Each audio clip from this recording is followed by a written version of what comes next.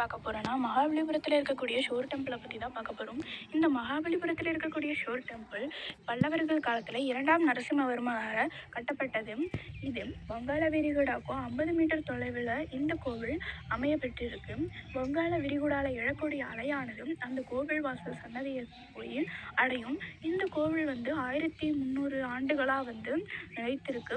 கடலில் எழக்கூடிய அந்த மண் அரிப்பு, அதுக்கப்புறம் இந்த கடல் காற்று இதெல்லாம் தாங்கி தான் அந்த கோவில் நிற்கிது. அந்த அந்த கோவில்களை சுற்றி இருக்கும் அந்த மதில் மேலே நந்தியை செதுக்கி இருப்பாங்க. அது எல்லாமே ஒரே கல்லால் செதுக்கப்பட்டது தான். அது மட்டும் இல்லாமல் அந்த நந்தி கிழக்க பார்த்த மாதிரியும் சிவன் சன்னதியை பார்த்த மாதிரியும் தான் இருக்கும். இந்த கோவிலே கிழக்கு பக்கமாக தான் இருக்கும். இது எல்லாமே முழுக்க முழுக்க பல்லவர்களோட சிற்பங்களால் பல்லவர்களால் செதுக்கப்பட்டது தான்.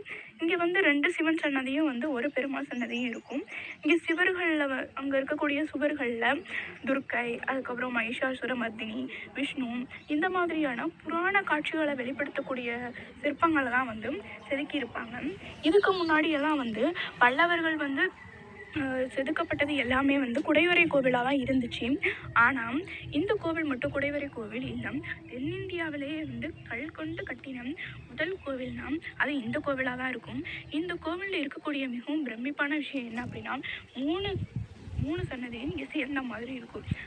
கிழக்கு பார்த்த சிவனும் மேற்கு பார்த்த சிவனும் அதுக்கப்புறம் நடுவில் சமண பெருமாளும் இங்கே காட்சியளிக்கிறது மிகவும் பிரமிப்பூட்டுற ஒரு விஷயம்தான். இந்த கோவிலில் கட்டப்பட்டிருந்த ஒரு சிற்பங்களுமே அந்த அளவுக்கு மிகவும் அழகாகவும் அவ்வளோ ஒரு பிரமிப்பான விஷயமாக தான் இருக்குது. இந்த கோவிலில் கட்டப்பட்ட ஸ்டைல் வச்சு தான் இது நரசிம்மர் காலத்தில் கட்டப்பட்டதுன்னு சொன்னாங்க. ஏன் அப்படின்னா இந்த கோவிலில் பல்லவர்கள் எந்த விதமான ஒரு கல்வெட்டுமே செதுக்கி வைக்கலை. எல்லா கோவில்லையுமே கல்வெட்டுகள் இருந்துச்சு. ஆனால் இந்த கோவிலில் எவ்வித கல்வெட்டுகளும் இல்லை. இந்த கோவிலுக்கு அழகு தரதே எதுனா அந்த கடல் அலையும் கோவிலும் ஒன்றா இருக்கிறது தான் இந்த கோவிலுக்கு மிகவும் அழகான விஷயம்.